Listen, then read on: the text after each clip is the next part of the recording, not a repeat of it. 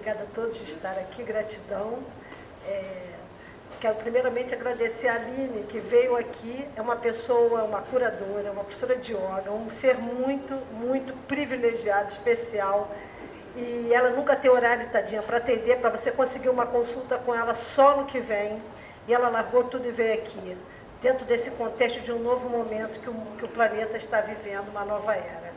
Então, nada é por acaso. E o objetivo hoje, né, nessa nova era, é o coletivo. Nós vamos sair um pouquinho do individual e vamos para o coletivo. Então, venho agradecer a Aline, ao Rafa, que também saiu lá do estudo dele de cálculo, veio para cá, que também é professor.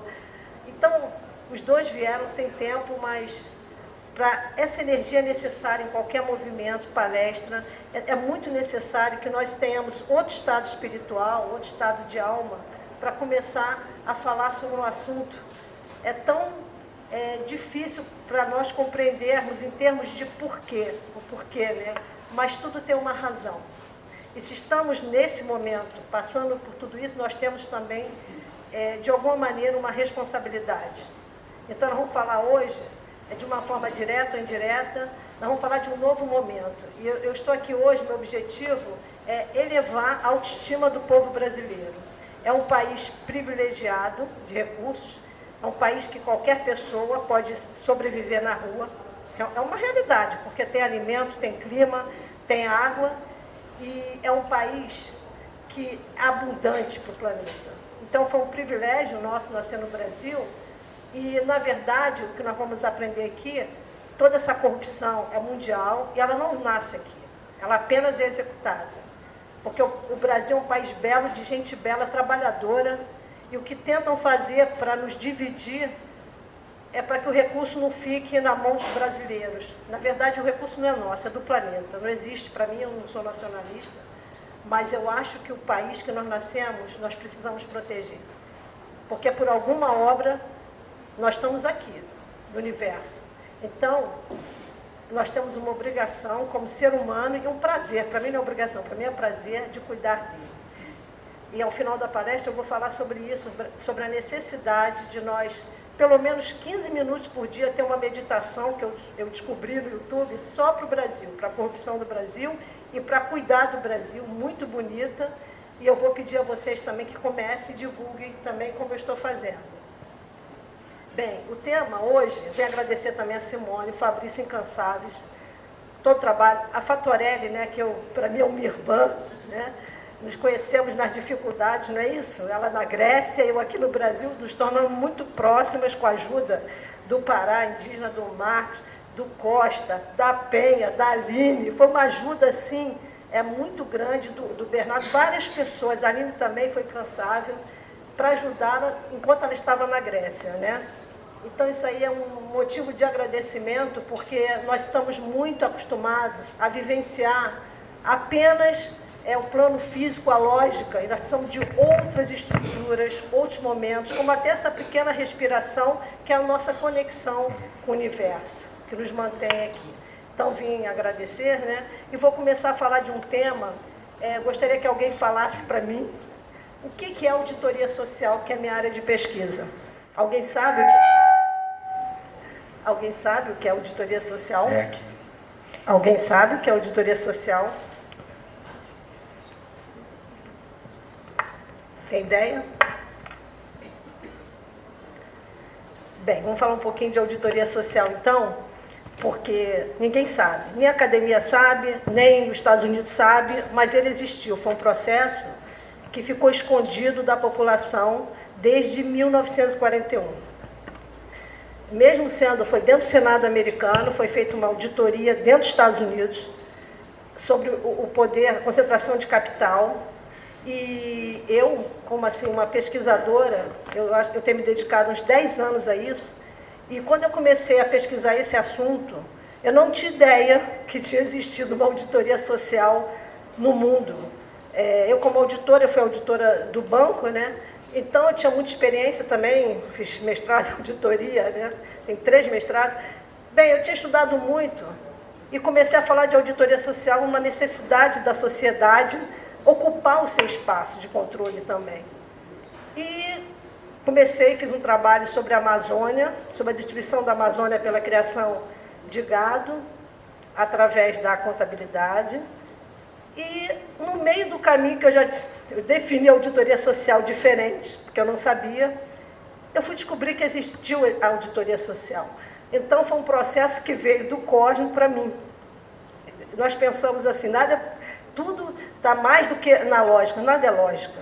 Então eu falei, gente, como é que eu comecei a pesquisar esse assunto, escrever sobre ele, publiquei trabalho na Europa, vários países que eu fui, sobre a auditoria social, sobre a destruição da Amazônia, na criação de gado, e a auditoria social não era aquilo, foi um processo oficial que existiu. Então, eu fui acessar esse processo, fui descobrir, ninguém sabe. Então, o privilégio para quem está aqui hoje, e para os trabalhos também que eu publiquei fora, saber o que é auditoria social. Porque o que foi detectado em 1940, 38 a 41, é o que está ocorrendo agora. Tudo que foi avisado que iria ocorrer, continua ocorrendo, só que de uma maneira pior, porque em 1940 existia recursos naturais em outro nível. Hoje, os recursos naturais estão totalmente, coitados, sem respiração, estão degenerados, estão uma erosão enorme. Por quê? Porque nós não podemos desrespeitar a natureza. Então, um recurso é tirado de um lugar e colocado em outro, eles abrem jazidas, tudo vai se transformando em produto. Nada fica.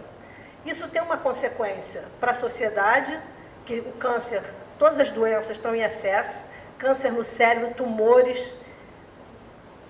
E também tem uma consequência para a natureza. A natureza pede help, me ajude. Porque esse amor, essa abundância que a natureza nos dá, ela é incompatível com a produção das grandes empresas. Para vocês terem uma ideia, para começar a palestra, os seres humanos consomem 8% de água. O uso domiciliar de água é 8%. 92% é das grandes empresas. E eu vou entrar em detalhes sobre isso. A energia do Brasil é uma tendência mundial, varia em poucos percentuais, é 9,4%. No Brasil, nós consumimos energia domiciliar. Eu pergunto, para que tantas hidrelétricas? Para que tanto estrago na natureza? Para beneficiar quem? Com certeza não é o Brasil. Então, nós precisamos ter uma noção do que está sendo feito sem respeito e o que nós precisamos fazer. Para mim, o Brasil está aprisionado.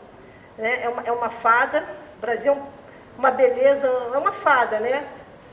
Mas ela está totalmente, ela serviu de depósito, de retirada de recursos naturais, como a África também, que é rico. Então, os países ricos, com biodiversidade, é dito pelo Stiglitz, Joseph Stiglitz, que foi uma destruição. Os países, ele fala, maldição de recursos. O que é maldição dos recursos? Maldição dos recursos são os países que detêm uma grande quantidade de recursos naturais, serão países atrasados. Por quê? Porque o mundo desenvolvido, ele já fez o que tinha que fazer. Então, agora eles contam com o quê? Com os nossos recursos naturais. Aí começa, privatiza, não deixa empresa estatal. Começa o dia inteiro em cima da Petrobras, que nós estamos assistindo triste, né? Eu acho horrível, porque existe uma realidade enorme que não está sendo tratada. Então, a Petrobras é um negocinho desse tamanho, perto de um universo, e eu pesquiso a corrupção há 10 anos. Quando eu comecei a pesquisar auditoria social, e eu já era auditora, eu fui entender o que é a corrupção, fui entender em que sentido, né? No sentido que uns ficam com muito, outros ficam com pouco. Uns ficam com todo.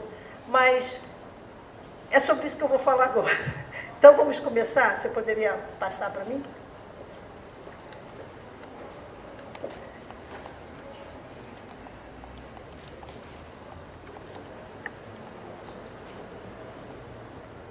Eu acho que ele já tinha colocado a palestra.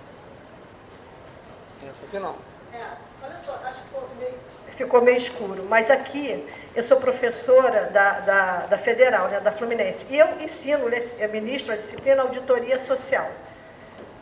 aqui tem minhas aulas, né? Inclusive eu estudei a privatização da Vale, fui estudando profundamente a situação da Vale do Rio Doce. Eu vou falar um pouquinho aqui sobre isso. Eu gostaria que vocês depois acessassem as aulas, porque estão bem explicadas. Aqui é pouco tempo para muito assunto, é muito conteúdo. Então eu peço, quem tiver interesse de acessar as aulas, tem tudo explicado, porque me chamaram para ser o quê? Está ali no site, o website da UF, é minha aula. Então tem uma aula só sobre a Vale, que eu preparei, sobre a corrupção da privatização da Vale. Então tem muita coisa ali. A auditoria social está bem explicada. Hoje eu vou fazer vou fazer um breve resumo, porque meu objetivo maior é que os pontos cruciais comecem a ser tratados no Brasil. É como se estivesse com uma doença e que determinados pontos estivessem soltos aí. Aqui o que nós estamos vendo? Petrobras, em cima da Petrobras, em cima do BNDES. Agora tem muito mais coisa que deveria ser tratada. Então, você poderia... Vou ampliar. Está meio claro, mas a palestra vai ficar disponível.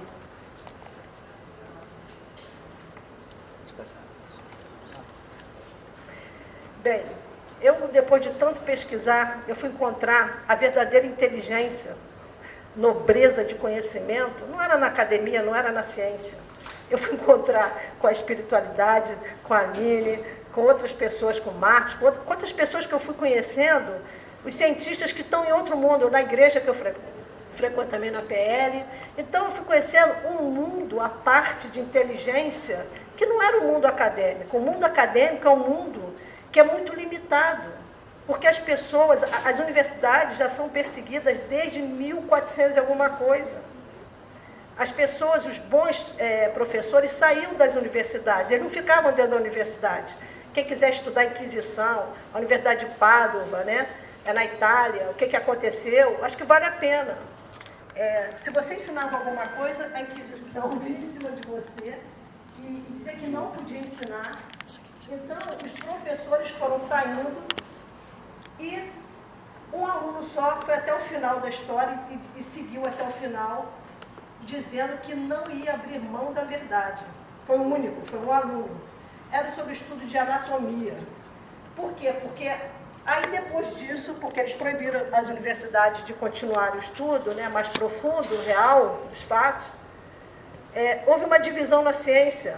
Depois, que divisão que houve, né?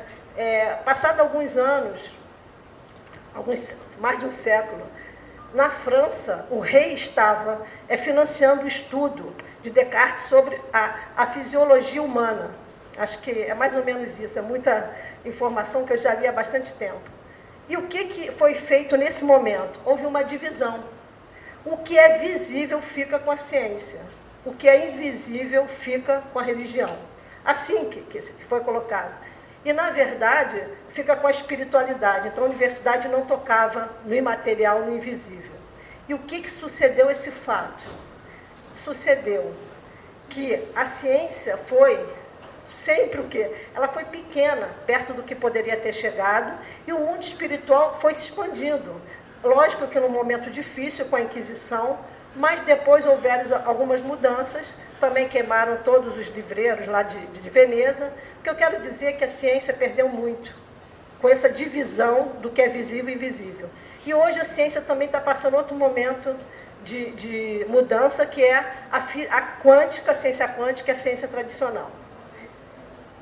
Bem, então eu vou continuar a palestra, e é esse momento que nós estamos vivenciando. O mundo científico, o que é muito grande, o que é macro, continua com a física tradicional. Mas o que é novo, o que é micro, fica com a ciência quântica, né, com a física quântica. Então, eu quis colocar isso aqui para nós pensarmos, né?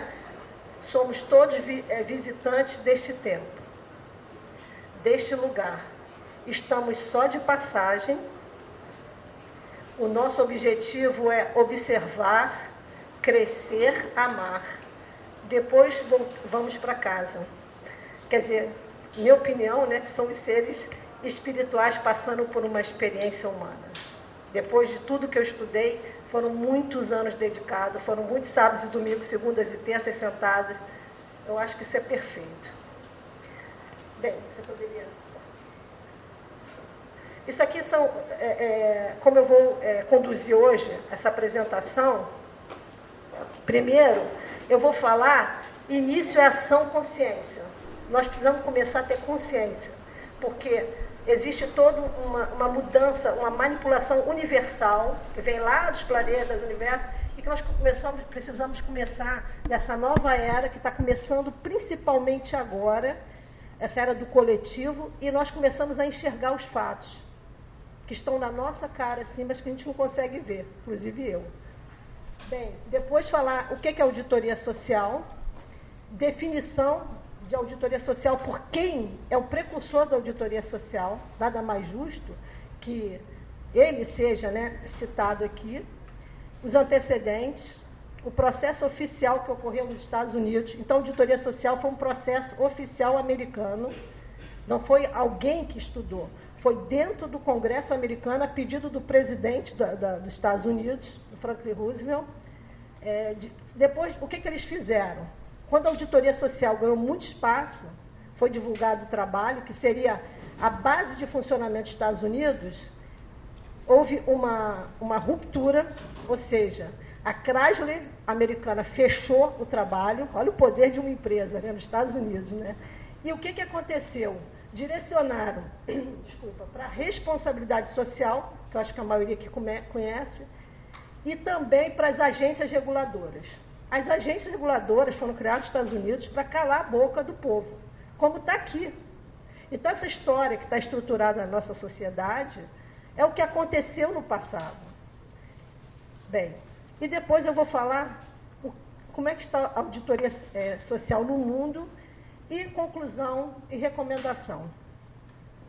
Recomendação de cara.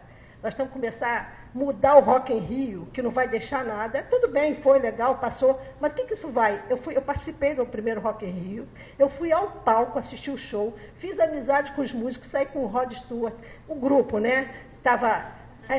Vocês não imaginam, mas mas não saí sozinha não, saí o grupo com as frenéticas. O pessoal do ABBA, aquele que cantava Al Jarreau, nós saímos em grupo. Eu curti o Rock in Rio, mas não é isso que fica na vida da gente. O que fica na vida da gente é o trabalho na Amazônia para esses jovens. Imagina a felicidade de estar descobrindo toda a cultura indígena, aquele som da floresta, aquela cosmologia. Isso é felicidade. Falar com o ribeirinho, falar com quilombola, falar com o indígena. Gente, o contato, ouvir o pássaro, entrar na floresta, não tem coisa mais bonita, né? Bem, então, vamos lá? Isso aqui, eu pesquisando, o que eu fui descobrir assim, né? Nada estava pronto. Eu fui um trabalho muito solitário de descobrir, né? Primeiro, né, eu estou pedindo, por favor, que a gente comece a observar. Mas a observação é a solução, porque crítica sem solução não vale a pena. É cada ponto que precisa ser modificado, nós criarmos uma solução coletiva, que seja o bem-estar coletivo. Então, os agentes e os bens comuns. O que eu fui pensar? Falei, gente, o que é uma empresa dentro de um grupo? O que é um governo? Né? Bem, depois os impactos e os danos. Impacto é uma coisa, dano é outra. Né? Depois tem prestação de contas à sociedade civil por parte das grandes empresas. As grandes empresas, elas são globais. Nós somos locais. Aí começa a simetria. Pode passar. E também, o que eu queria falar de assimetria, né? Quero falar duas coisas sobre assimetria. Eu fui fazer doutorado fora e ficou muito evidente isso para mim. Norte e sul. Norte, mundo desenvolvido, sul, atrasado. Inclusive, essa cartografia que falam, que eu já estudei também, foi feita de propósito. Não foi feita de uma forma inocente. Ou seja, de abaixo quem obedece às ordens, acima quem comanda. E é o que acontece há séculos. E continua. Eles puseram a Austrália, mudaram ali alguma coisa, mas a estrutura é essa. Tanto que você, quando vai discutir um assunto, por exemplo, perguntava para o professor, Só isso. Não, isso aí não, essa é uma discussão norte-sul. Eu não queria ouvir Brasil, queria ouvir discussão norte-sul. E funciona isso lá fora. Norte desenvolvido, norte dominante, norte, né? E o sul submisso. E é o que acontece na prática, que nós precisamos perceber e inverter que a riqueza maior hoje está no sul. Riqueza natural ficou no sul. Então, existe, e a assimetria também, global e local. Nós também precisamos entender essa assimetria. Nós somos locais. Isso aí é fundamental para poder analisar, né, o problema. Dá para clicar? Então, eu fiz esse desenho aqui, né, que eu fiquei pensando, eu queria mostrar como eu poderia mostrar isso para as pessoas? Aí eu dividi em duas partes. Uma é criação natural. O que é a criação natural? O meio ambiente, que é local e global, os seres humanos são locais e a sociedade civil, que é local. E o que predomina, o que desenvolve essa relação é o trabalho. Do outro lado, isso é uma criação artificial. O que é uma criação artificial? Qualquer caos, qualquer situação, isso vai funcionar. Na verdade, só isso existe. O resto é fantasia nossa. Só existem seres humanos e meio ambiente. Mais nada, não tem mais nada que isso. E Krepke já falava isso no passado. A essência é ser humano e meio ambiente. Tem um caos, nada funciona. O que funciona é aquilo ali. Então, isso aqui tem que estar muito forte. Essa relação tem que ser uma relação muito forte, muito fortalecida. Do outro lado, nós temos uma criação artificial, que é governo, que é local, e empresa, que é global. E qual o papel hoje do governo? Naquela época já era. É transferir todos os recursos da sociedade civil para as grandes empresas. Só que elas ganham no mundo, porque elas são globais. Elas atuam em 150 países. 140 países, então a água é delas, a energia é delas, os recursos naturais são delas. Os portos são delas, né? Se você olhar os balanços, porque eu fui, é só uma parte, né? Eu peguei todos os demonstrativos contábeis das empresas e analisava um por um. Às vezes eu passava uma semana analisando mais de 150 páginas. Aí eu vi os portos das empresas, portos particulares, malhas de ferrovias particulares, está lá nos balanços das empresas, está lá escrito, né? Está tudo escrito. Então você começa a ver recurso à água, nós pagamos, nós dependemos aqui do Guandu, né? Eles não, eles vão direto à fonte do rio. Então eu comecei a ver que isso não era só no Brasil. Eles ganham tudo isso no Brasil. Eles usam todos os recursos naturais do Brasil, mas usam da França, da Alemanha, da Itália, de todos os países do mundo que elas operam. Então criou uma superestrutura que vocês têm que admitir que a empresa é a sociedade civil. Tá? São seres humanos que estão ali. E nós somos responsáveis por isso. Eu também me responsabilizo por isso. Não estou tirando eles e eu não. Eu sou isso. O que eu estou mostrando aqui é Maria de Fátima também. Eu não posso tirar isso aí, porque eu me beneficio disso também. Então, quando a gente começa a colocar o outro como responsável, você não assume a sua parte. E eu me responsabilizo por tudo isso que está aqui. Então, ali, desse lado aqui, nós temos o governo local, né? O que permeia essa relação aqui? O que desenvolve? É o emprego e o trabalho. Primeira coisa que eu descobri, emprego e trabalho são coisas totalmente diferentes. E como eu estudei, né, meu primeiro mestrado foi em trabalho à distância, eu passei até a ser referência aqui no Brasil, porque me chamavam de tudo quanto era lado para falar a respeito disso. Fui chamada pelo Ministério da Ciência e Tecnologia, fiz parte do grupo também. Eu queria, aí me chamaram, ligaram lá para a universidade, um programa de televisão da Fátima Bernardes, queria que fosse lá teletrabalho, falasse teletrabalho, pediram meu telefone. Aí eu pensei, gente, o que eu vou falar? O que é trabalho? Eu fiquei pensando, olha, eu sou chata porque eu gosto de estudar, eu tenho prazer. Então fui procurar o que era trabalho. Nada me convenceu. Isso não é trabalho, isso não é trabalho. Tem alguma relação? Aí eu perguntava assim, quando eu estou no banheiro, eu estou trabalhando, eu perguntava, que eu queria entender. Um dia eu fui ouvir cartas de Cristo, que Cristo mostra a sua real experiência, que não é nada do que as igrejas contam em geral, né? A história não é aquela. E ele fala, ele revela em 13 ou 17 capítulos, partes de cada um de mais de 1 hora, o que é trabalho. Quando chega na primeira parte, 50 minutos, ele explica. Só quando o nosso coração para de bater que nós paramos de trabalhar. E eu ainda fiquei pensando, porque ele explicou muito bem. Ele falou, as galáxias trabalham, o Sol trabalha, o universo trabalha. Então, o emprego, comecei a observar qual é a relação de emprego e trabalho. Para mim, emprego é uma prisão e trabalho é uma libertação. Nós temos que, a sociedade tem que começar a trazer o trabalho de volta. Porque o trabalho, todo ser humano trabalha, o cara está desempregado, está trabalhando, a mulher está desempregada, às vezes o cara está empregado e não está trabalhando, quer dizer, está trabalhando dentro só dos seus limites mínimos. O limite mínimo é humano, né? Então acho que a gente precisa mudar isso, porque em nome do trabalho, em nome do emprego, desmata a Amazônia. Mas eu gerei 10 empregos, gerei 1000 empregos. Nada, é uma justificativa da destruição do planeta é o emprego. Bem, então isso aqui é muito claro. Numa situação de caos, esse lado aqui que funciona é aquilo. Então, qual é o papel? Hoje, esse lado aqui é comandado, ele comanda o outro lado. A criação artificial comanda a criação natural. Só que é o seguinte, né? Só que quem manda nas empresas? Tem gente em cima, tem. A estrutura, quem comanda as empresas são as grandes famílias que dominam o mundo, que é tabu. Você não pode falar de um Rockefeller, de um Rothschild, de um Morgan, mas é isso. São famílias que comandam o planeta há vários anos. E como elas conseguem manter o poder? Através das empresas. Elas não teriam outra maneira, porque as famílias são locais. Como é que uma família lá vai comandar o Brasil aqui?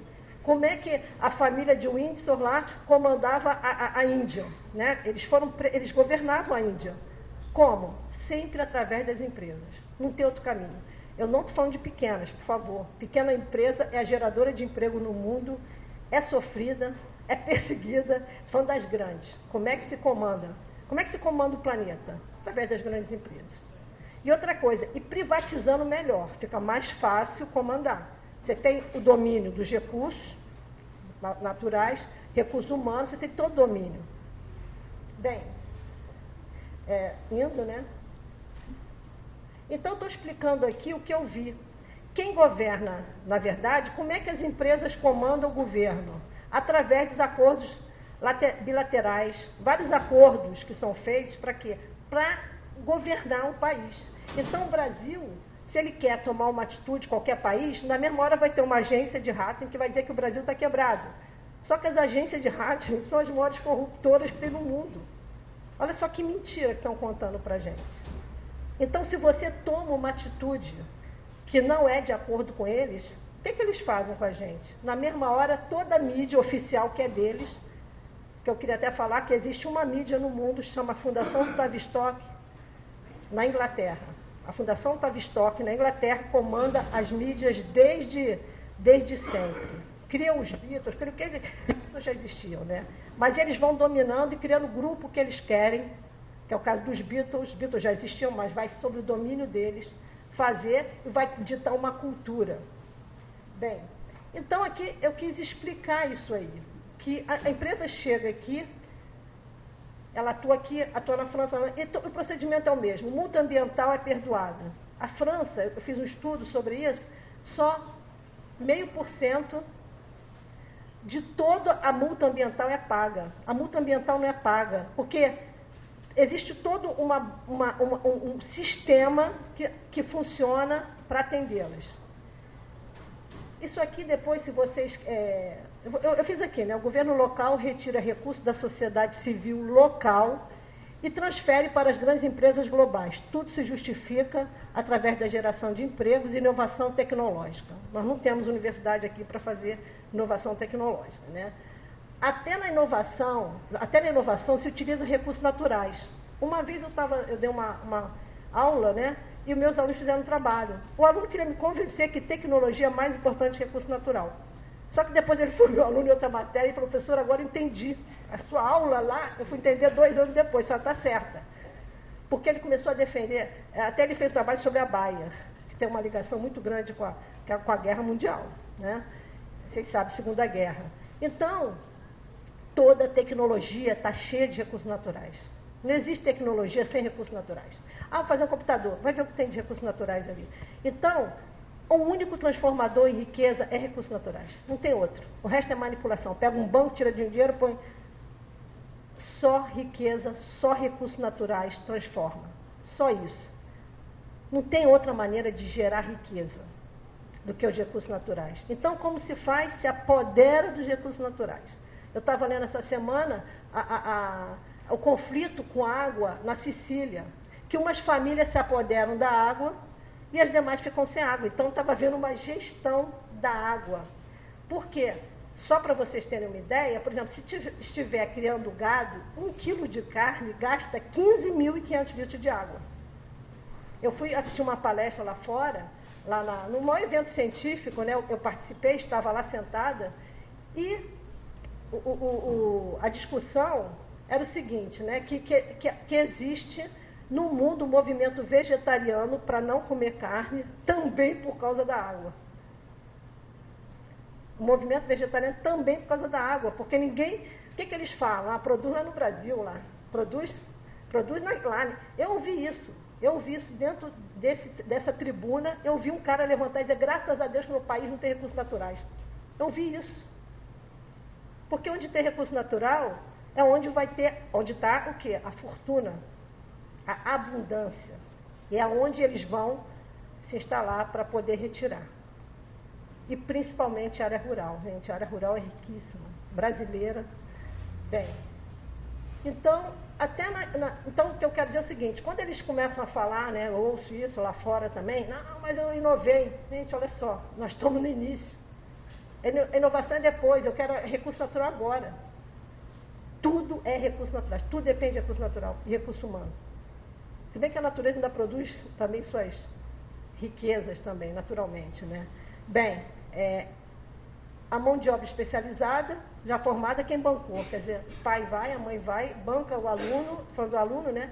Que eu sou professora, mas a empresa pega o cara já totalmente formado para trabalhar, os cargos técnicos. E outra coisa, tudo é subsidiado.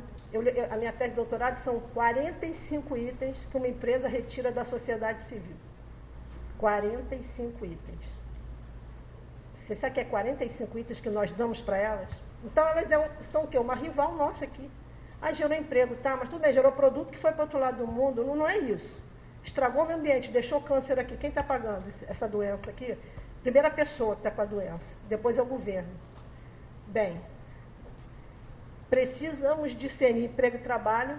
Nós temos que começar a pensar sobre isso, né? Fundamental. E o ganho exponencial. Todos os países que as empresas elas atuam, elas vão ganhar dinheiro, vão ganhar todo, não é dinheiro, não recurso, porque vai ter um banco de fomento que vai tirar o dinheiro da população para dar para elas. Vai ter isenção fiscal, né? Tem o BNDES aqui, tem a FINEP, tem vários órgãos aqui.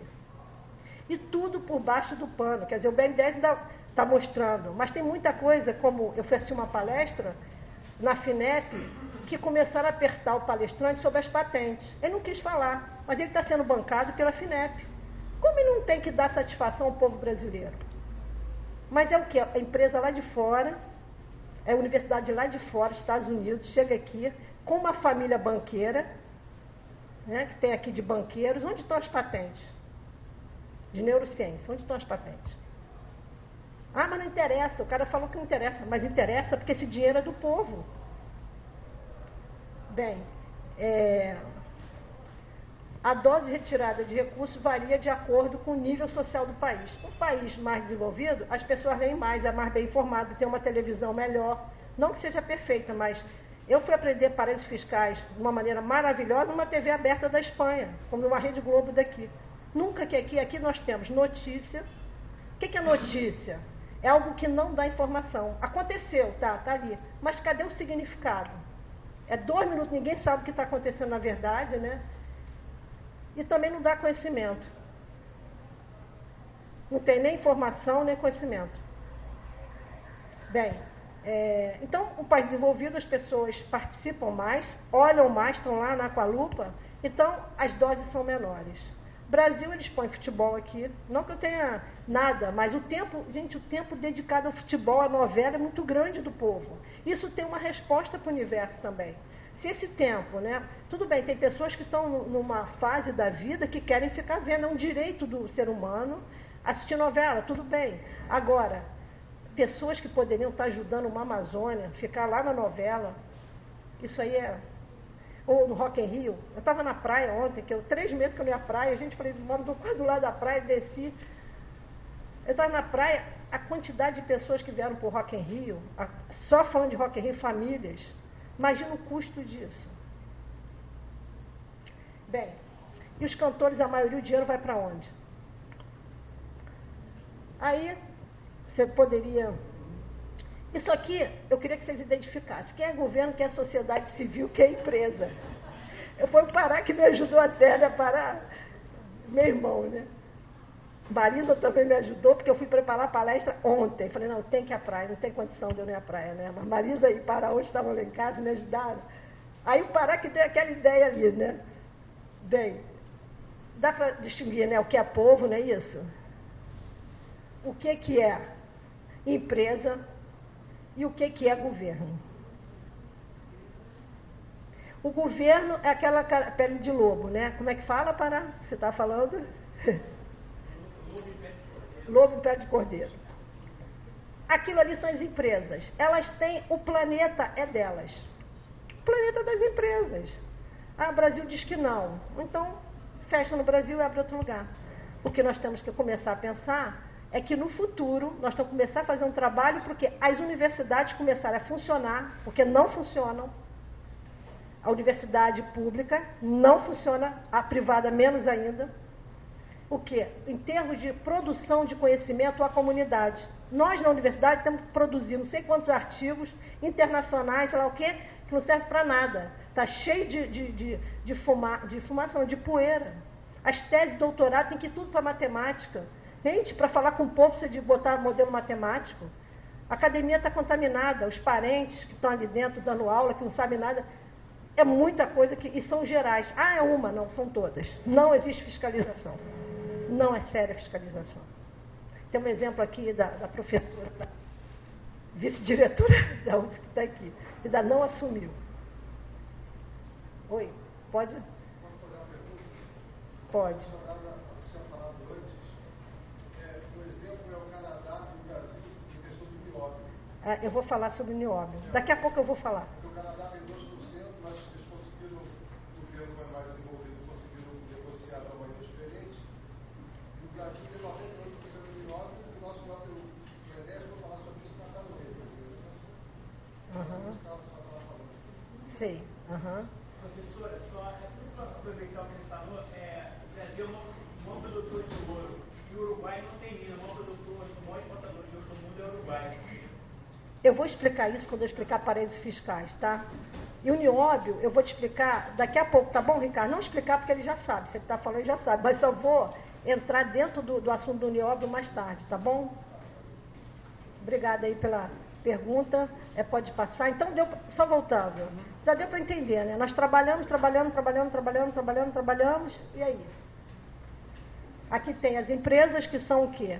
Internacionais, tem todo o planeta brincando, na verdade elas estão servindo as famílias, né, que comandam o planeta, que tem coisa acima ainda, tá?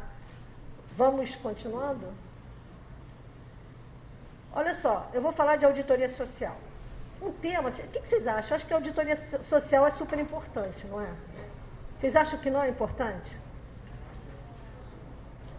E por que ninguém sabe o que é auditoria social? Por que foi escondido o que é auditoria social? Porque eu acho que é a maneira deles manipularem. Uma maneira da sociedade civil não assumir o seu papel como principal gestor do planeta. Né? Nós somos maioria, né? Todos somos seres humanos, só que nós temos que nos vestir de seres humanos e despir de profissionais. O profissional vem depois, mas primeiro vem a condição humana de cada um. Então aqui eu fui pesquisar lá no Wikipedia, né, dos Estados Unidos, aqui no Brasil, o que é auditoria social? Bem, Se vocês quiserem ler, tem nada a ver com a auditoria social, porque vocês vão aprender aqui o que é auditoria social. Quer dizer, nem nos Estados Unidos, onde ocorreu a auditoria social, tem escrito, né? Eles falam que a auditoria... Aí, lá nos Estados Unidos, eles levam para a Índia, leva para 2009 na Índia. Quer dizer, ocorreu nos Estados Unidos de 1938 a 41, só que eles levam para 2009 na Índia. E não é que a Wikipedia não seja interessante, não é isso, é que está tudo escondido. As informações estão, que de interesse nosso, estão escondidas. Você pode passar para mim? Bem, como é que surgiu a auditoria social, né? Como é que chegou a esse ponto? Crises sucessivas. Eu queria falar uma coisa assim, rápida, eu queria que vocês fossem cuidando do meu tempo, tá? O que acontece, tá? Quando chegar aos 10 minutos, você me avisa, tá? O que aconteceu nos Estados Unidos? Primeiro, eu queria só falar o seguinte, nós não sabemos absolutamente nada sobre o que aconteceu no mundo. Isso aí que eu fui descobrindo, né? Aí, eu li esse livro aqui, esse aqui é do Joseph Stiglitz. Isso aqui era uma bíblia lá na Europa, tá? Está em espanhol, né? Como fazer que funcione a globalização. Aqui a globalização dá certo, o nome, né? Ele fala duas coisas aqui. Ele fala das empresas limitadas, das grandes empresas limitadas, que ele diz que o capitalismo selvagem não teria se desenvolvido sem elas, Coca-Cola, Nestlé, Monsanto, essas empresas, todas as grandes limitadas. E também ele fala aqui nesse livro sobre a maldição de recursos. Os países que têm recursos não serão países desenvolvidos. Está aqui. O autor, esse livro foi o Prêmio Nobel, tá? Esse autor é do Prêmio Nobel de Economia. E é uma bíblia o livro dele. Bem, ele fala isso. E depois,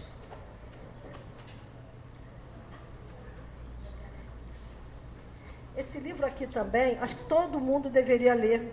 É Companhia, Breve História de uma Ideia Revolucionária. Esse livro vale a pena. Eu descobri nas minhas pesquisas, eu fui procurar, estava descobrindo a origem das empresas, e se eu perguntar aqui, quando começaram as empresas, no mundo, as grandes empresas, quando vocês acham que começaram? Ninguém sabe.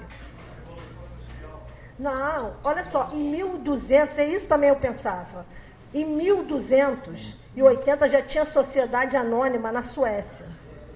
Sociedade anônima. Era uma mineradora que está viva até hoje. Aqui agora ela trabalha com plantação, né, de eucalipto, com celulose e papel.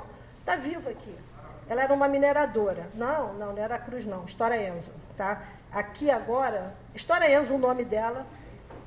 Não, mas ela está aqui. E eu quero, um pouquinho da idade também, mas eu quero lembrar o nome dela atual. Mas é uma das maiores empresas que nós temos aqui de celulose, que foi privatizada, né?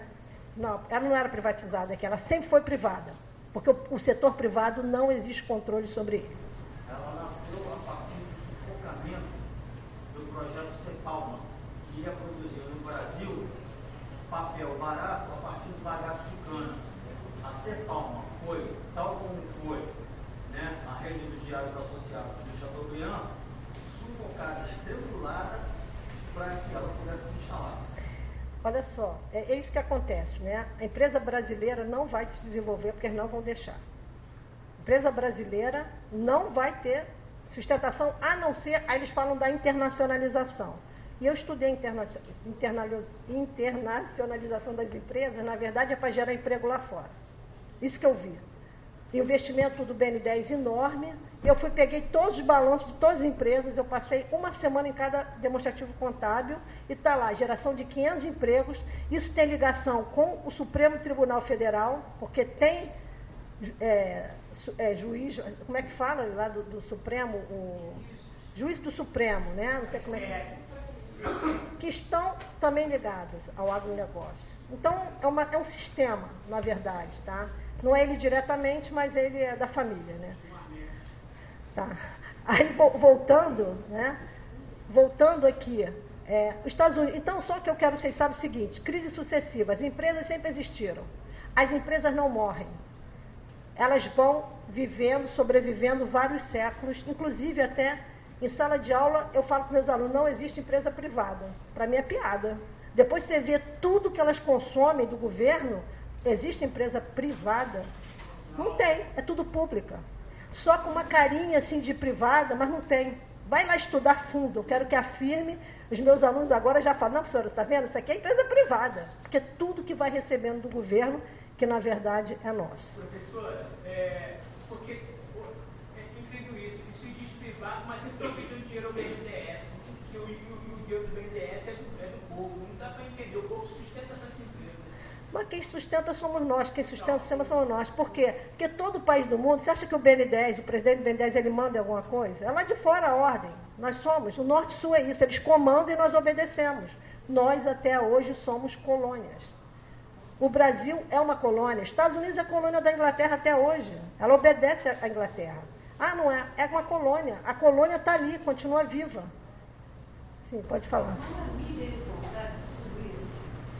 Também é, mas a mídia é deles também. Só tem uma mídia no mundo, que é comandada na Inglaterra, a Fundação Tavistock. Não é Fundação Tavistock, não. É Instituto Tavistock. Comanda toda a mídia. Toda a mídia é deles. Outra coisa, não tem brasileiro rico. Não existe brasileiro rico. Ah, o cara é presidente do banco. Mentira, o dinheiro vem lá de fora, é um teste de ferro aqui. O dinheiro não... Tudo que tem aqui, o sistema aqui, se fosse brasileiro, teria quebrado. Porque não fica de pé. Eles vão quebrar, eles vão fazer uma maneira, várias empresas brasileiras foram quebradas. Por quê? Porque a hora que essas empresas começarem a se desenvolver, eles vão perder o monopólio sobre o país. Então, o BNDES, todos os bancos de fomento do mundo, não é só o Brasil, não são comandados pelo seu presidente. E nem pelo governo. O governo instalado não é daqui. Não existe, primeiro, desculpa, tá? Mas eu, com a pesquisa que eu fiz, eu fui fundo, eu li muito para chegar a esse ponto. Não existem países. Nós temos uma experiência de achar que existe o Brasil, não existe, são todos deles. Eles comandam isso através de governos que são locais. Mas todas as leis são para beneficiar a eles. Se você estudar mais fundo, o benefício vai lá para fora. E sempre os países envolvidos. Na minha opinião, não tem país. Sim. Será que eu poderia dizer que as grandes famílias que comandam as corporações internacionais elegem em alguns países, principalmente países que têm commodities igual ao nosso, elas elegem algumas famílias e investem naquelas famílias para elas e fazem aquelas coisas ficarem bilionárias e eu posso dizer. Eu acho que é isso sim, tá? Personagens, né? Como o nosso Nióbio, porque o Moreira Salles, porque foi andar no navio com o investidor americano. O Eike Batista também. Agora vem o Meirelles, que meus alunos me apresentaram também, que está preparado para isso. Então são personagens que esse livro aqui, só um minutinho, esse livro aqui explica muito bem isso. E olha só, e esses livros que eu estou mostrando não tem nada a ver, livro de esquerda, não tem nada a ver com esquerda e direita. É como a elite do poder global governa o mundo. Vale a pena, ele diz que é uma porta giratória, que uma hora o cara está no governo, outra hora está na empresa. O cara está no governo, está na empresa. É isso. Pode fazer. Você acabou de tocar na palavra leis, né?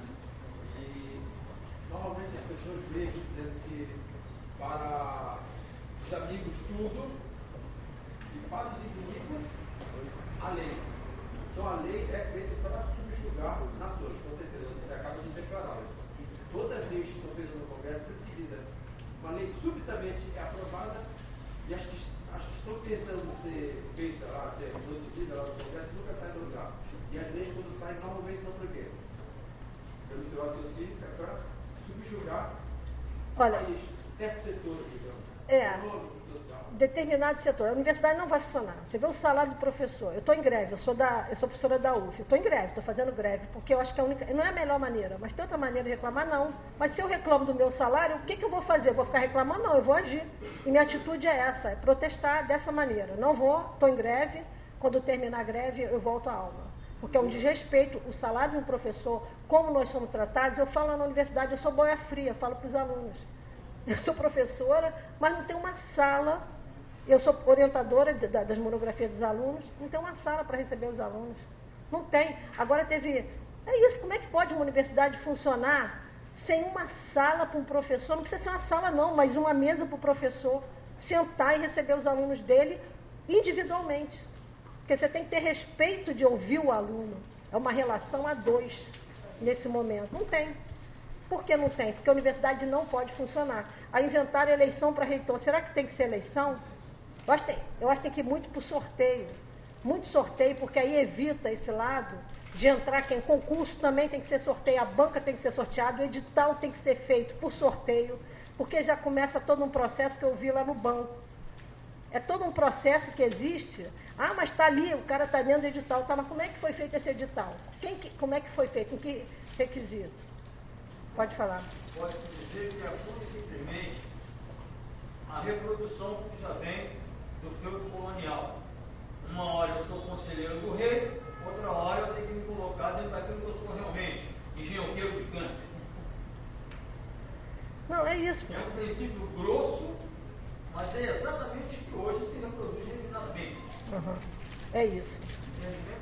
Na verdade, sempre foi assim. Só que agora, mas está cheio de fraude. As fraudes sempre existiram. Só que agora estão vindo à tona. Porque nós estamos entrando na era de Aquários, que é uma era de consciência coletiva. Olha só, agora eu tenho que continuar, senão eu não vou dar. Você quer perguntar? Não. Tá. Então, vamos andando aqui que eu tenho que ir, tá? Olha, só um detalhe. Se eu fosse, eu penso assim, é fundamental pegar todo esse estudo aqui que eu vou mostrar e trazer para o presente, porque está tudo apontado ali. Tem 30 mil páginas de estudo sobre a situação dos Estados Unidos, que nada mais é do que a situação do Brasil de hoje. Essas crises sucessivas foi isso, né? De 1800, olha só, eu estudei a corrupção desde antes de Cristo. Na verdade, a contabilidade foi criada não, ela sempre existiu. Como a Aline falou aqui, o respirar, né, o dar e receber, para mim a contabilidade é uma ciência do recurso que está aprisionada. Não é aquilo. Não é o que ela está se prestando. Tanto que ela não fala global. Não fala porque ninguém... não tem inocência assim, né? Por quê? Porque tinha que ter um plano de contas global. Poucas contas, põem 1000 páginas de lei, para quê? Para mim tudo é uma piada, porque eu como auditora vou dizer, você é inseguro. Quando você pega uma quantidade de leis enorme para poder dar um parecer ou para poder tomar uma atitude, né? E não tem nenhum plano de contas global que poderia fazer, porque eu sei fazer isso. Eu fiz análise de sistema também, eu faço. Me dá aí que eu faço aí. Eu organizo aí. Só que funciona nas grandes empresas. Mas não funciona na contabilidade, para quê? Porque elas atuam de uma maneira lá do século 22 e nós estamos aqui, a contabilidade tem que século por causa disso, atrasadíssimo, está atrasado. Voltando, monopólios e cartéis, jornalismo investigativo, murráqueres e reformas. Os murráqueres, eles eram caçadores de estrume, né? Eles eram altamente ativistas e eles mostraram todas as falcatruas nos Estados Unidos, do Rockefeller, né? dos Morgans, que tinha o monopólio da Chevron, que está aqui, que foi uma dissolução, na verdade, Standard Oil. Então, eram jornalistas só mostrando a realidade dos fatos. Você quer perguntar? Eu deixo para o final, para tá. não interromper, vai dar um espacinho no final que eu gostaria. Tá bom, prazer. Então, jornalismo investigativo, que até o presidente Theodore Roosevelt, ele veio ao Brasil, veio à Amazônia, o sonho dele era transformar isso aqui em várias pistas de trem. A Amazônia sempre foi visitada e continua sendo visitada. Para eles, a Amazônia é deles, não é nossa. Por quê? Porque as Forças Armadas têm responsabilidade nisso também. As Forças Armadas brasileiras têm responsabilidade. Quando você conversa com indígena, com quilombola, eles falam sobre isso. Que as empresas estão ali porque as Forças Armadas estão protegendo. E não é o pequeno, é o grande. Essa história de dizer, mas eu não posso fazer nada, que isso não existe. Existe umas Forças Armadas que estão muito falhas na Amazônia. Não é o pequeno que está ali, é o grandão, ele sabe o que ele está fazendo. A Amazônia está sendo destruída. Totalmente destruída. Eles estão agora fazendo fracking, tirando petróleo, né, gás, gás de xisto, né? Para quê? Para nada. Isso em todas as Amazônias estão ocorrendo isso. Eu vi uma denúncia de um cientista e de uma tribo indígena, está disponível isso aí, falando que com parecer, como é que se diz? Que a Petrobras não entra, quem entra ali, quem é? As empresas estrangeiras vão na Amazônia com Agência Nacional de Petróleo permitindo para tirar gás de xisto. É seco, isso aí mata qualquer lugar. Está havendo uma campanha mundial contra a retirada de gás de xisto. Por isso que os Estados Unidos agora, que não tinha petróleo, já está cheio. Mas só que isso aí mata a água. Bem, voltando. esse jornalismo, né? Então, eu quero dizer que a Amazônia sempre foi visitada, nessa história aqui sempre foi dos de fora. Bem, articulação secular para a criação do Banco Central americano. Isso aí foi chave. Os presidentes dos Estados Unidos, de 1800 a 1900, eles foram perseguidos. Na minha opinião, os Estados Unidos continua sendo uma colônia da Inglaterra. E os presidentes americanos são todos da aristocracia europeia, inclusive Obama, que também que é parente do Bush. Então, por detrás disso tudo, parente do Bush. Tá? Na árvore genealógica está lá, parente. Então, eles queriam criar um banco central privado, não conseguiam, mataram o presidente até falou a primeira vez, aquele Andrew Jackson falou, eu matei um banqueiro, que nada, depois a segunda vez não mataram. Eles queriam criar um banco central privado, que é o Banco Central Americano. O Banco Central Americano é privado, só 7 países não estão sob o domínio deles. Bem, aí depois disso não precisa falar mais nada, né? Imagina até o Kennedy, coitado, quando começa a denunciar isso, quem emite dinheiro, quem controla todo o dinheiro do planeta, na verdade, são essas famílias que são desses banqueiros. Foi criado de maneira irregular esse banco. Tem uma série de coisas, na mesma hora criaram imposto de renda. Bem, tem um monte de coisa que tem que estudar, mas agora eu não posso falar, porque é uma história, até fiz um livro, né, tá enorme, contando toda essa história da corrupção. Né? Voltando. Quebra da Bolsa de 29. Um detalhe, né? É muito engraçado, eu tenho um filho, que eu digo que é meu filho, francês, eu perguntei para ele é estudiosíssimo, ele falou, ele chama de mãezinha, né? Eu falei, você estudou a quebra da Bolsa da França, de 1720? Não, mãezinha, não, quebra da Bolsa ele não sabia. Para todo mundo só teve essa quebra de bolsa, mentira. Teve quebras de bolsas várias. As bolsas de valores sempre existiram e nós não sabemos de nada. Vale a pena estudar. Então já teve Banco Central lá na França, tem a história linda lá do Banco Central francês, tem todo um romance em cima disso, mas o que eu quero dizer é que sempre teve bolsa e teve quebra de bolsa, e nós só aprendemos essa.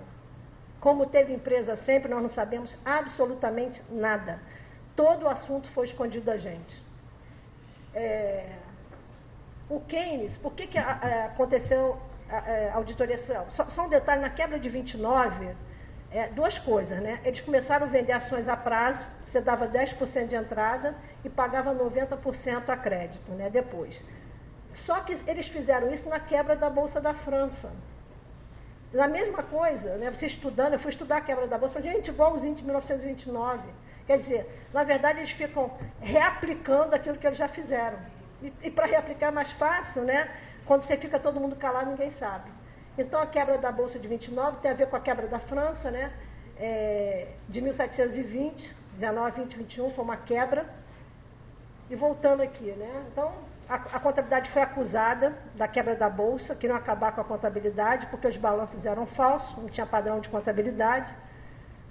Bem, é toda uma história que eu tive, que a gente também acho que é interessante, né, trazer, mas nesse momento eu não posso falar sobre isso, que é muita coisa. E o Keynes estava nos Estados Unidos. 10 minutos, tá? 15, tá? O Keynes estava nos Estados Unidos. Então, houve uma influência do Keynes, porque o presidente queria ganhar a eleição, né, e ser reeleito depois. O que ele fez? O Keynes estava lá, ele começou a vislumbrar esse bem-estar social, e foi um momento que ele queria realmente mudar a situação americana que as grandes empresas mandavam. Eram 50 empresas que mandavam os Estados Unidos todo. Isso foi descoberto, né? Depois, aí eu vou falar com calma, tá? O presidente dos Estados Unidos, ele faz um discurso ao Congresso e pede assim, eu preciso de ajuda de vocês. E nesse momento é criado um grupo para estudar a economia americana. E nesse momento surge a auditoria social. Ou seja, a auditoria social veio do Congresso americano, né? Então, você poderia... Isso aqui é a monografia, né, o estudo. Foi criado uma comissão, um Comitê Econômico Temporário Nacional nos Estados Unidos, pelo Congresso americano, a pedido do presidente dos Estados Unidos. E nessa monografia aqui, nós temos a auditoria social, que, para meu espanto, né, realmente os gráficos, gente, falei, 1940, com esses gráficos todos assim, mas era impressionante, tá? Isso foi divulgado ao público, mas na mesma hora foi fechado. Esse aqui é o pai da auditoria social, minha homenagem a ele, porque eu pergunto a qualquer economista, você conhece Krebs? Não. O cara que teve o peito de fazer uma auditoria nos Estados Unidos, a mão do Congresso, auditou todos os setores da economia, auditou as taxas de juros, auditou todo o Senado, o sistema americano, auditou as grandes empresas, 3 grandes empresas fraudulentas, uma era do pai do Bush, que depois eu não sabia disso porque eu fui estudar cada uma individual, a ATT também outra, eram 3, uma de aço, todas 3 envolvidas com corrupção pesada, ele estudou, só que como eu fui estudar depois, eu fui descobrindo isso, na época não sabia nem por que ele escolheu as 3 maiores. Então esse é o pai da auditoria social, mas isso foi em 1941, quando ele entregou o trabalho no Congresso, mas em 1931 ele já dizia, nas salas de aula, que nós tínhamos que medir a performance social da empresa. Vamos lá? Então ele definiu a auditoria social, que ele chamou de... Ele não quis, olha só um detalhe, não quis conceituar, ele quis definir. Por que definir? Porque quando você conceitua, você abre, é amplo, a definição ela é restrita. E o que ele quis dizer ali? Que teste ácido nos negócios não é um demonstrativo de lucros e perda das empresas, que é o nosso atual demonstrativo de resultado de exercício, é o demonstrativo contábil, e sim auditoria social. Então ele é o pai da auditoria social, né? Voltando. Bem, o governo queria controlar os grupos, né, privilegiados que detinham poder, influência, informação, conhecimento e capital para, através da manipulação, impor seus interesses privados em detrimento dos desejos da sociedade e do governo norte-americano. Então, os grupos privados que comandavam a economia americana. Então, esse aqui é o discurso do presidente Franklin Roosevelt, que ele dizia, né, ele pediu ao Congresso me ajude. O poder de poucos para dirigir a vida econômica da nação deve ser difundido entre muitos ou ser transferido ao público e a seu governo democraticamente responsável. Se a atividade econômica deve ser organizada e planejada pelo poder governamental e não pela competência, esse poder não deve ser confiado a nenhum grupo privado. Competência espanhola, competitividade. Tá? Ele diz que não tinha que, o grupo privado não poderia comandar, na verdade, a economia. Isso que estava acontecendo e é o que acontece até hoje. Então foi criado esse Comitê Temporário Econômico Nacional, que ele ia dar suporte, eu vou ter que ir rápido para poder, porque faltam 15 minutos, para poder dar suporte ao Congresso americano de como deveria funcionar a economia americana. Seguindo, essas transparências vão ficar aí, quem quiser ler, tá? Depois. Olha só, o que eles produziram, esse grupo? 37 distintos volumes de audiência com mais de 18 mil páginas e 43 monografias com 11 mil páginas. Esse grupo, esse comitê que foi criado pelo presidente, então uma riqueza enorme, né, de auditoria mesmo, porque eles estavam só estudando os cartéis, o monopólio dos bancos também, das empresas, monopólio de uma série de bens. Isso tudo está ali. Então vale a pena pegar esse material, que eu não sei se está todo disponível, porque ele estava dentro da SEC americana, né, fechadinho, sem ninguém poder acessar. Aí, no dia 31 de março de 41, o presidente desse grupo TENEC, dessas 43 monografias, uma era de auditoria social, a de número 7, né? Então foi entregue todo esse material ao senador dos Estados Unidos, vice-presidente, né, dos Estados Unidos, ao senador e ao vice-presidente. E o que foi dito para eles, né? Eles disseram, a partir de agora quem vai governar os Estados Unidos vai ser esse estudo. Seria a base de funcionamento dos Estados Unidos. Continuando. Isso aqui são reflexões, que ele quer dizer que não existe nada, né? Os negócios não são simplesmente uma luta de indivíduos pela riqueza. são um modo de vida, um sistema que fornece bens e serviços. Não é um segmento da comunidade que coopera ou enfrenta outros segmentos, como a mão de obra, consumidores ou agricultores. Os negócios não estão por cima ou por embaixo da comunidade, que deve unir-se para ganhar o pão nosso de cada dia. As metas das empresas, sua ética, seu bem-estar, são inseparáveis das metas, aspirações e do bem-estar da comunidade. As fases do negócio ou da atividade social não podem ser consideradas isoladamente. Ao contrário, a unidade fundamental é orgânica, os negócios e a comunidade são indissolúveis. O melhor exemplo é o próprio negócio. Existe negócio sem comunidade, sem gente? Então, olha só, ele era um poeta, né? O Crepes, estudando o trabalho dele, gente, a maneira dele interpretar, dele falar, belíssima, dele mostrar a realidade dos fatos. Pode ir. Ele também diz, né, que a sociedade não concedeu a indivíduos, em forma de tarifas, simples milhões de hectares de acres de terra e um vasto império de recursos minerais, energéticos e florestais sem esperar benefícios. Na verdade, né, não somos nem nós que concedemos isso. Né? Pode continuar?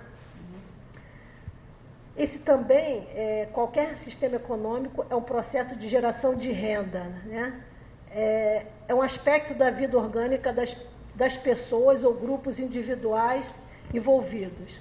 O sistema econômico não é um mecanismo isolado ou um artifício para suportar, né, para prover com bens e serviços a um grupo de pessoas chamada consumidores ou para distribuir salários a um grupo chamado de funcionários ou dividendos e interesses a um grupo chamado inversionista, né, investidores, ou pagar impostos para um grupo chamado agente do governo. Estes mecanismos e estes grupos de pessoas não existem de fato.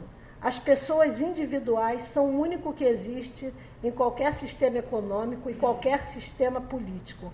Além dos indivíduos, não existem negócios, governo nem sociedade. É muito, né? O cara era demais, né? Pena que seja desconhecido. Bem, vamos lá, vamos continuando, né? Então, o que ele fez, né? No estudo dele, ele foi, o teste ácido, que ele falou ácido porque ele era um estudioso do ácido sulfúrico, ele estudou a relação de empregos desde 1918 até 1939, e ele dizia assim, não quero dados da empresa, porque eu não acredito nos dados da empresa. Ele foi usar os dados oficiais do governo. Produção, esforço consumidores, fundo consumidor absorvido, folha de pagamento, pagamento de dividendos e juros. Realmente os gráficos são perfeitos para analisar.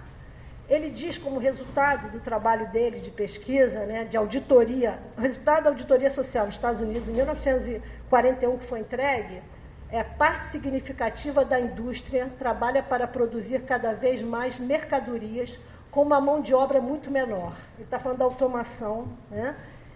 Com o objetivo de diminuir significativamente o poder aquisitivo dos consumidores, oferecendo-lhes cada vez menos, com a finalidade de remunerar menos a mão de obra e mais aos acionistas e proprietários das empresas.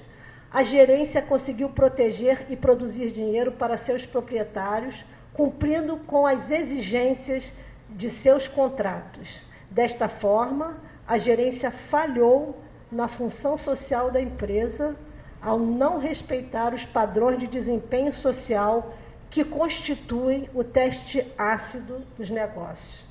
Então ele mostra aí, o que ele está mostrando aí é o que acontece hoje. Ele está em 1940. Voltando, pode ir? Desculpa, pode ir. Não? A TENEC, que o objetivo realmente era dissolver, ela teria um prazo de duração, né? A TENEC se dissolveu em 1941 e seus registros e monografias, como mencionamos anteriormente, se encontram sob a vigilância e controle da SEC. Ficou tudo confidencial, escondeu-se tudo. A maioria dos estudos foram todos escondidos da população. Não obstante, a auditoria social é um outro enfoque que avaliaria, né, que avalia de forma independente as atuações das empresas. O processo de auditoria social foi contestado e ocultado à sociedade e à academia, inclusive a monografia de número 7, que contemplava o processo de auditoria social, instrumento avaliador da performance social dos negócios. O que eu quero falar aqui, quando foi dissolvido, a Chrysler americana fez um estudo para dizer que aquele estudo não era verdadeiro. Olha a audácia de uma empresa. Quer dizer, uma empresa se sentiu no direito, olha só, no trabalho do governo americano, uma empresa, que era a Chrysler, né, americana, fez um estudo dizendo que nada daquilo, que tinha vários erros. Um estudo, olha, aquele estudo era 30 mil páginas, fez um estudo de 838 páginas, e vale a pena, tá, dizendo que havia muita parcialidade, quer dizer, ela desrespeitou os maiores cientistas do país, que foram os que foram escolhidos para participar do TENEC, né. Aí mudando o assunto, eu falei um pouquinho de auditoria social, mas vamos falar um pouquinho aqui do Brasil agora. Na verdade, sim, falta quantos? 2 minutos? Não, mas vou ter que passar um pouquinho, tá? 10? Tá, vou ter que passar um pouquinho. Olha só, vamos agora falar do Brasil. Vamos falar do Brasil. Gente, tá ruim aí ou tá tudo bem? Tá bom? Até alguém fazer alguma reclamação? É bom fazer reclamação? Não, às vezes alguém pode reclamar alguma coisa. Bem, vamos lá. Vocês sabiam que a lei de acesso à informação, ela não contempla o setor privado? Vocês sabem disso ou não? Não contempla o setor privado, a lei da transparência no Brasil. Só que o setor privado, quando o governo dá um recurso à empresa, ele não vê organização societária. Para ele, qualquer uma é igual. Empresa privada, empresa pública, vai lá isenção fiscal, vai lá dinheiro do BNDES, vai FINEP, vai toda ajuda, tá? Vai, toma um porto para você, toma ali uma malha de ferrovia. Quer dizer, a matéria-prima anda de trem e nós andamos de quê? Isso não é normal. Voltando, tá? Então, não contempla e contempla parcialmente o setor público. Vamos lá? Olha, as empresas as grandes empresas que atuam no Brasil, somente as sociedades anônimas de capital aberto são controladas. Não existe controle sobre uma grande limitada, não existe controle sobre uma offshore, não existe controle sobre uma sociedade anônima de capital fechado. Então, isso não tem órgão no Brasil que controle. Não tem. Qual é o órgão que controla? Nenhum. Elas estão livres, leves e soltas. Só que quando você estuda mais adiante, né? Vamos lá? Você vê o seguinte. As grandes sociedades anônimas de capital fechado, nós temos aquela empresa aqui que trabalha com nióbio, que é a maior riqueza do país. Não existe controle. Não precisa publicar nenhum demonstrativo no Brasil. As grandes limitadas teve um problema muito sério, né? Grandes limitadas e as offshore. Nenhuma dessas empresas nem estão contempladas na lei de acesso à informação e nem estão contempladas também nos demonstrativos contábeis. Se não tem demonstrativo contábil, também não tem auditoria. Não tem absolutamente nenhum controle. Olha, isso aí eu descobri pesquisando, né? Gente, eu vi isso aí, deve ter um mês atrás. Eu falei, quem controla? Porque as coisas não estão claras assim. De repente vem aquela informação cósmica para você. Eu falei, ninguém controla. Eu fiquei, está sem controle. Aí, mas só que você tem uma bagagem, né? De estudo, tem que ir perto, né? Tá, já vou. Tá. Eu vou tentar ir rápido aqui. Então, vamos lá, vamos continuar? Então, a CVM vai seguindo, tá? O que eu quero dizer é assim, as grandes limitadas, eu fui descobrir isso nesse livro aqui, o Stiglitz dizia, tá? Então, as grandes limitadas, o que ela dizia? Que não tinha controle, né? Que ele dizia assim, a contribuir para o capitalismo selvagem. Eu falei, mas onde é que começou isso? Aí fui lá para a Inglaterra. Em 1862, a rainha da Inglaterra, a rainha Vitória, ela deu ganho de causa, ou seja, deu a carta de alforria para as grandes empresas limitadas que prevalecem no mundo, inclusive no Brasil. Eu não sei se em todos os países eu não posso afirmar. O que é uma grande limitada? É uma empresa que pode danificar o meio ambiente, tanto Bem, e ela só paga até o capital social. E o dano ambiental é o maior dano, é o maior valor. Então a empresa vem aqui e atua, né, que é o caso daquela Chevron, que também danificou o Equador, vários países. E o que acontece? Nada, porque os sócios não respondem com seu capital individual, só até o valor do capital social. Essas empresas, na época, surgiu uma ópera na Inglaterra chamada Utopia Limitada, que eu ia até colocar uma foto ali, mas não deu tempo. O que era essa Utopia Limitada? Era uma ópera mostrando as grandes limitadas que acabavam com o meio ambiente. Acabava, o objetivo delas era danificar o meio ambiente. Porque o que é danificar o meio ambiente? O meio ambiente é delas. E elas não pagam nada. Então vocês veem, ó, Monsanto, jamais poderia, Coca-Cola, Nestlé, são todas grandes limitadas. Isso começou lá na Inglaterra, por quê? Porque já existiam empresas grandes limitadas. Eu vou só falar, esse acto aqui vale a pena estudar, vale também quem quiser se interessar. Vamos para os países produtores, vou tentar ser rápido, mas isso aí não pode passar em branco. Corrupção e desafio econômico, mais ou menos você está dizendo. Também. Terrível, né? Eu depois vou falar um pouquinho sobre isso. Vale a pena ler esse livro, né? Aí voltando, então aqui, o que são os países produtores? Países produtores é uma coisa que eu inventei, eu vou tentar ser rápida. O que é isso? É um país onde vai se produzir, a produção vai ser uma produção que vai deteriorar o meio ambiente em grande quantidade. Vamos lá para Vale do Rio Doce, porque eu estudei a Vale mais fundo, mas são todas iguais, porque eu pego o balanço de cada uma, vou estudando, aí vou para fora. São todas iguais. Qual o objetivo delas? Elas vêm, a Vale do Rio Doce vem aqui e produz.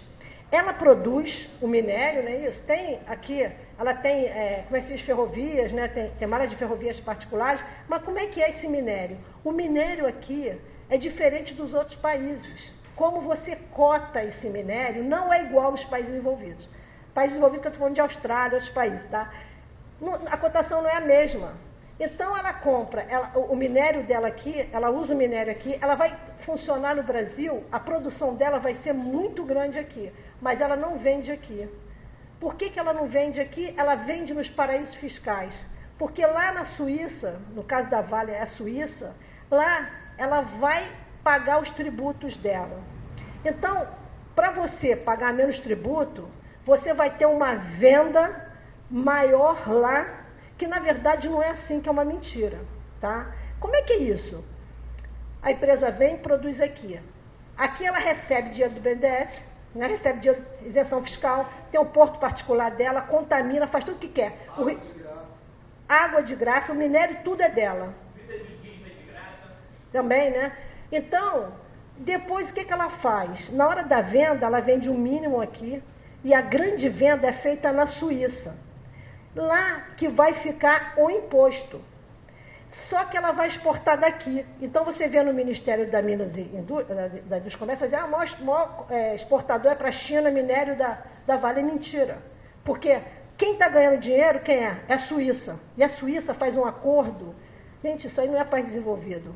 Pelo menos é um país pesado fazer uma coisa dessa. Não admiro nenhum país que é paraíso fiscal. Desculpa, mas não tem o meu respeito. Então ele vai para a Suíça, que não é só aplicar dinheiro, ela vai vender na Suíça, só que lá, olha só, então ela produz aqui, ela tem um acordo com a Suíça, então se ela pagaria 22% de imposto aqui, 23, acho que é 24%, né? Lá ela vai pagar 23%. O governo suíço chama a Vale, olha, você vai trabalhar aqui, qual o seu lucro? Tanto, qual a sua expectativa de lucro, né? Tá, então eu vou te dar o imposto tal para pagar. Então a Vale, quem é o maior exportador de aço da Vale?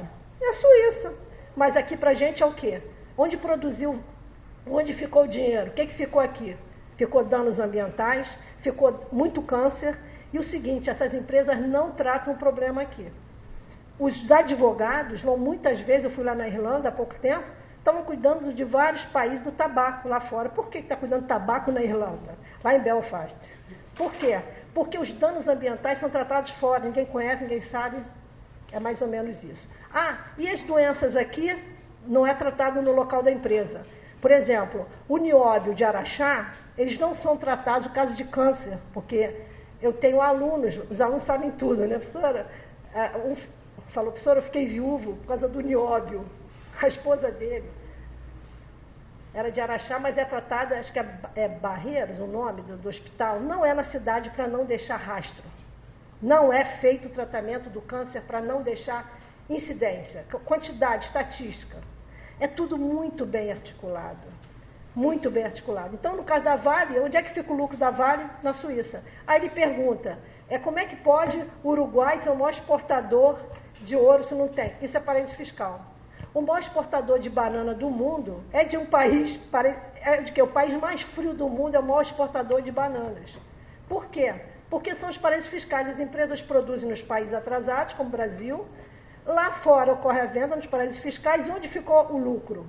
Lá. Ainda tem o seguinte, ainda tem que fazer convênio com universidades, o emprego de serviços de qualidade está lá, e aqui fica o emprego na produção, na mina, acabou com o meio ambiente, não deixou absolutamente nada, e falando que a Vale, que era uma das melhores empresas, foi considerada a pior, naquele Public Eyes, que faz na Suíça, que avalia as piores empresas do mundo, e ela ganhou esse título também. Bem, a Bolsa de Londres, quero falar rapidamente, desde 1877, ela comanda os preços dos minérios. E eu achei estranho, Joaquim Levy assume e vai direto para a Bolsa de Londres receber ordens, né? O que a Bolsa de Londres tem a ver com a gente aqui? Vem um novo código de mineração. O que eu quero dizer é o seguinte, lá fora é onde articula toda a gestão brasileira e toda a gestão de todos os países. Aí vamos lá? Bem, pode seguir. Isso aqui é uma rede de controle corporativo global que eles chegaram, estudo da Suíça, né, bem conhecido, né? Chegaram a 150 empresas, mas na verdade, para mim, são no máximo de 8 a 13 empresas só que existem no mundo. Tá? Isso é um estudo e vale a pena chegar e dar uma olhada, porque no final são sempre os mesmos acionistas. Eu dei uma aula sobre eletronuclear para meus alunos, para analisar o demonstrativo contábil. Quem estava lá? O Morgan. Eu falei, o que o Morgan está fazendo aqui? Antes de estourar esse escândalo todo, né? Mas vamos lá. Então, esse órgão aqui, o CAD ou CAD, fala aí, porque eu sempre esqueço, vou ser rápida. Esse órgão aqui, o que ele faz? Ele que cuida da fusão, cisão e incorporação. Como as empresas são as mesmas, tudo é mesmo, o HSBC, o Bradesco compra o HSBC. Por quê? Porque é um banco só, gente. Pouquíssimos bancos existem, é uma coisa só. A Delta tem um escândalo, aí quem ia comprar uma empresa agronegócio? Por quê? Porque são os mesmos donos que estão lá fora. Aqui tem testa de ferro. Essas empresas não têm brasileiro rico. Mas como é que não tem brasileiro rico? Porque quando tem encontro do Clube de Bilderberg, que governa o planeta, o encontro que decide as diretrizes de gestão mundial, eles não tem brasileiro lá não. Só quem foi uma vez foi o presidente do Itaú. Bem, esse órgão, então, ele é isso. Ele permite, ele deixa que haja essa fusão, cisão, incorporação, que no fundo é o quê? É onde está a maior corrupção. Esse monopólio cartel está aqui. E esse órgão, com certeza, tem muita gente certa ali dentro trabalhando, mas apanha-se em relação a isso. Eu esqueci de falar uma coisa, é que a Receita Federal não considera a Suíça um paraíso fiscal. Vocês sabiam disso? Nem Luxemburgo não é paraíso fiscal. É um acerto de cavaleiros lá fora, que aqui só se obedece ordens. Vamos seguir? Bem, eu estou falando isso, que essas empresas não publicam nada, tá? E estou falando do nióbio também. No caso do nióbio, o maior roubo do Brasil é o nióbio. O Canadá é desenvolvido com 2% de nióbio. Nós temos 98% do nióbio. Por que o Brasil é atrasado? Sem nióbio você não faz avião, porque a liga é perfeita, supersônico. Você não faz avião, você não faz exame médico, a maioria, não faz satélite, você não constrói nada disso. Se o Brasil detém 98% das jazidas, porque, olha só, quem está mandando aqui? Uma é da Moreira Salles, lá em Araxá, que com verdade não é dele, porque já tem várias empresas ali dentro. Aí você tem Catalão, e toda empresa aqui é privada, mas lá é pública estrangeira. Porque a Margaret Thatcher falou, privatiza. Lá não quis privatizar, porque quando você vai estudar, está tudo PLC. PLC é pública. Privatiza o terceiro mundo, que eu vou continuar bem público. Especificamente no IOP, falou avião, mas dá um avião, não. Especificamente o IOP é usado na parte quente dos propulsores do avião, que também tem a ver com os propulsores das armas. Então o IOP é usado nos locais quentes. o nióbio. E o titânio é o já estou terminando. combustível sólido. Esses são os dois produtos da área industrial armamentista americana que usa aqui. É nióbio e titânio. O titânio é o propulsor, o combustível sólido. E o nióbio é usado nas partes mais quentes dos motores, justamente que são os propulsores e os foguetes. Todo qualquer foguete, o nióbio só funciona porque tem o nióbio na sua propulsão, na turbina. Então esse é o emprego do nióbio, básico. Claro que ele é usado em outras partes do avião, mas o centro básico dele é na produção. Então nós detemos... Olha só, muito obrigado. Nós detemos 98% das jazidas. O mundo capitalista se desenvolveria sem o nióbio?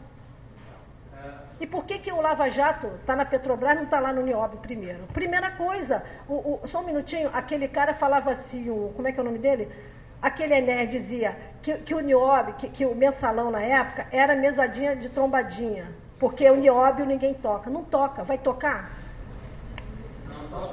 Já estou terminando. Quê? O nióbio, quando resfriar, Tá, o que tem que fazer? em temperatura zero a 258 e 61 graus negativo, né? Certo? Ele se torna supercondutor e é um dos componentes principais do acelerador de partículas que tem lá na Europa.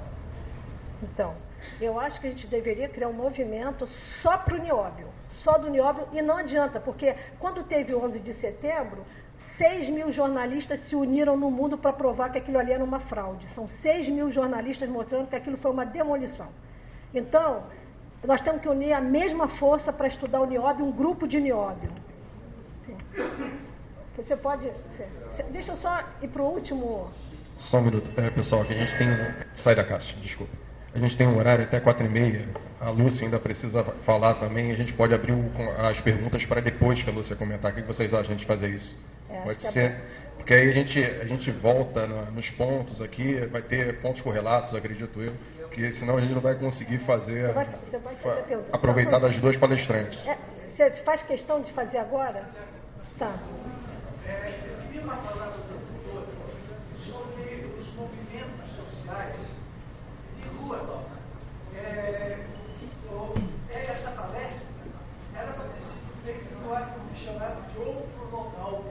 Está sendo feita aqui na Sindipé, de pessoas que vão para a rua, que não sabem nada disso que a senhora explicou, e nem eu vou querer saber mais. O que será disso para aqueles 15.000 brasileiros que nesse fim de semana, na sexta-feira, estavam lá na Paulista tentando fazer alguma coisa? O que se faz com esse povo brasileiro desinformado? Só pesar é pouco. Não, olha, eu fui e dei palestra na Cinelândia. Inclusive, achei que estava melhor do que nos congressos internacionais que eu participo.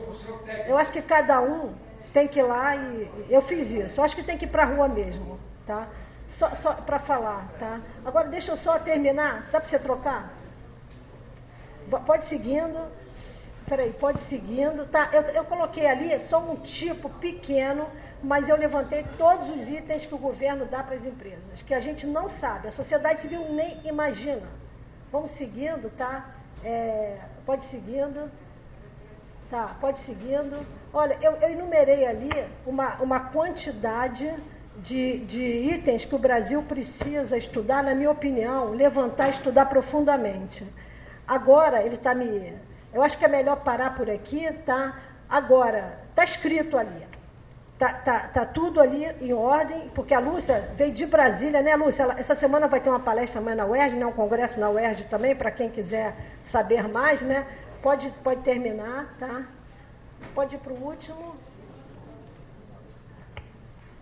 Olha só um detalhe. Você volta para o último. É o detalhe, no YouTube tem uma meditação para o Brasil, né, de Saint-Germain, contra a corrupção, limpando o Brasil. Eu acredito que é muito interessante que cada brasileiro pudesse fazer. São 15 minutos dedicados ao Brasil. Acho muito lindo e vale a pena fazer, todo um trabalho, e eu coloquei o endereço ali.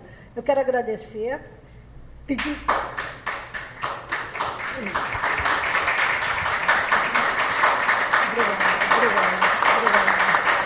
Obrigada. obrigada.